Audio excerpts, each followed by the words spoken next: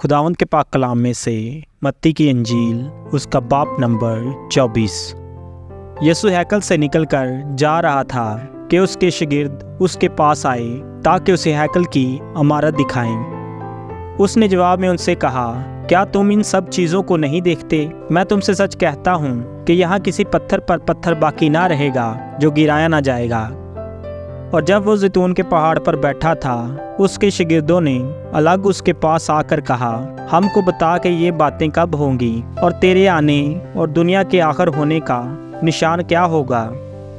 यीशु ने जवाब में उनसे कहा कि खबरदार कोई तुमको गुमराह ना कर दे, क्योंकि बहुतेरे मेरे नाम से आएंगे और कहेंगे मैं मसीह हूँ, और बहुत से लोगों को गुमराह करेंगे।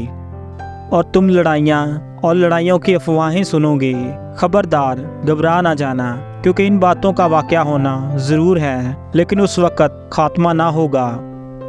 क्योंकि कौम पर कौम और सल्तनत पर सल्तनत चढ़ाई करेगी, और जगह जगह काल पड़ेंगे और बोंचाल आएंगे। लेकिन ये सब बातें मुसीबतों का शुरू ही होंगी। उस वक्त लोग तुमको अज़ा देने के लिए पकड़वाएंगे और तुमको कत्ल करेंगे, और मेरे नाम की खातिर सब कौमें तुमसे अदावत रखेंगी। और उस वक्त बहुतेरे ठोकर खाएंगे और एक दूसरे को पकड़वाएंगे और एक दूसरे से अदावत रखेंगे। और बहुत से झूठे नबी उठ खड़े होंगे और बहुतेरों को गुमराह करेंगे। और बेदीनी बढ़ जाने से बहुतेरों की मोहब्बत ठंडी पड़ जाएगी, मगर जो आखिर तक बर्दाश्त करेगा वो निजात पाएगा। और बादशाही की इस खुशखबरी की मुनादी तमाम दुनिया में होगी, ताकि सब कौमों के लिए गवाही हो, तब खात्मा होगा।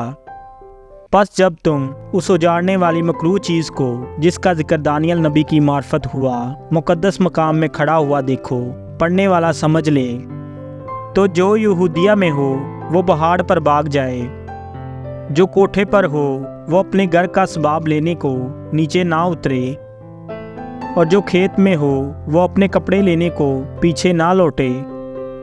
मगर अफसोस उन पर जो उन दिनों में हामला हों और दूध पिलाती हों। बस दुआ करो कि तुमको जाड़ों में या सब्बत के दिन भागना ना पड़े, क्योंकि इस वक्त ऐसी बड़ी मुसीबत होगी कि दुनिया के शुरू से ना अब तक हुई ना कभी होगी। और अगर वो दिन घटाए ना जाते तो कोई बशर ना बचता, मगर बरगज़ीदों की खातिर वो दिन घटाए जाएंगे। उस वक्त अगर कोई तुमसे कहे कि देखो मसीह यहाँ है या वहाँ है, तो यकीन ना करना, क्योंकि झूठे मसीह और झूठे नबी उठ खड़े होंगे और ऐसे बड़े निशान और अजीब काम दिखाएंगे कि अगर मुमकिन हो तो बरगज़ीदों को भी गुमराह कर लें। देखो, मैंने पहले ही तुमसे कह दिया है। बस अगर वो तुमसे कहें कि देखो वो बियाबान में है, तो बाहर ना जाना, या देखो वो कोठरी में है, तो यकीन ना करना। क्योंकि जैसे बिजली पूरब से कूद कर पश्चिम तक दिखाई देती है, वैसे ही इब्ने आदम का आना होगा। जहाँ मुर्दार है वहाँ गिद्ध जमा हो जाएंगे। और फौरी उन दिनों की मुसीबत के बाद सूरज तारीक हो जाएगा और चांद अपनी रोशनी ना देगा, और सितारे आसमान से गिरेंगे और आसमान की कुव्वतें हिलाई जाएंगी। और उस वक्त इब्ने आदम का निशान आसमान पर दिखाई देगा, और उस वक्त ज़मीन की सब कौमें छाती पीटेंगी और इब्ने आदम को बड़ी कुव्वत और जलाल के साथ आसमान के बादलों पर आते देखेंगी। और वो नरसिंगे की बड़ी आवाज़ के साथ अपने फरिश्तों को भेजेगा, और वो उसके बरगज़ीदों को चारों तरफ से आसमान के इस किनारे से उस किनारे तक जमा करेंगे। अब अंजीर के दरख्त से एक तमसील सीखो। जो ही उसकी डाली नरम होती और पत्ते निकलते हैं, तुम जान लेते हो कि गर्मी नज़दीक है। इसी तरह जब तुम इन सब बातों को देखो तो जान लो कि वो नज़दीक बल्कि दरवाजे पर हैं। मैं तुमसे सच कहता हूँ कि जब तक ये सब बातें ना हो लें, ये नस्ल हरगिज़ तमाम ना होगी। आसमान और ज़मीन टल जाएंगे, लेकिन मेरी बातें हरगिज़ न टलेंगी। लेकिन उस दिन और उस घड़ी की बाबत कोई नहीं जानता, ना आसमान के फरिश्ते, ना बेटा, मगर सिर्फ बाप। जैसा नूह के दिनों में हुआ, वैसा ही इब्ने आदम के आने के वक़्त होगा। क्योंकि जिस तरह तूफान से पहले के दिनों में लोग खाते पीते और ब्याह शादी करते थे, उस दिन तक कि नूह कश्ती में दाखिल हुआ, اور جب تک طوفان آ کر ان سب کو بہا نہ لے گیا ان کو خبر نہ ہوئی، اسی طرح ابن آدم کا آنا ہوگا۔ اس وقت 2 آدمی کھیت میں ہوں گے، ایک لے لیا جائے گا اور دوسرا چھوڑ دیا جائے گا۔ 2 عورتیں چکی پیستی ہوں گی، ایک لے لی جائے گی اور دوسری چھوڑ دی جائے گی۔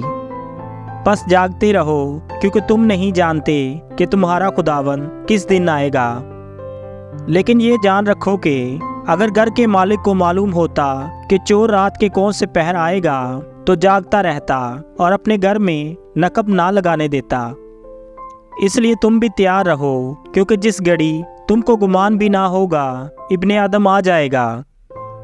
پس وہ دیانتدار اور عقل مند نوکر کون سا ہے جسے مالک نے اپنے نوکر چاکروں پر مقرر کیا تاکہ وقت پر ان کو کھانا دے۔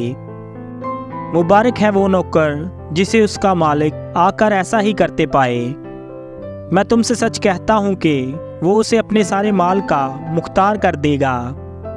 لیکن اگر وہ خراب نوکر اپنے دل میں یہ کہہ کر کہ میرے مالک کے آنے میں دیر ہے، اپنے ہم خدمتوں کو مارنا شروع کرے اور شرابیوں کے ساتھ کھائے پیے، تو اس نوکر کا مالک ایسے دن کہ وہ اس کی راہ نہ دیکھتا ہو اور ایسی گھڑی کہ وہ نہ جانتا ہو آ موجود ہوگا، اور خوب کوڑے لگا کر اس کو ریاکاروں میں شامل کرے گا، وہاں رونا اور دانت پیسنا ہوگا۔ خداوند کے پاک کلام کے وسیلہ سے ہم سب پر خداوند کی برکت ہو، خداوند کا شکر ہو، آمین۔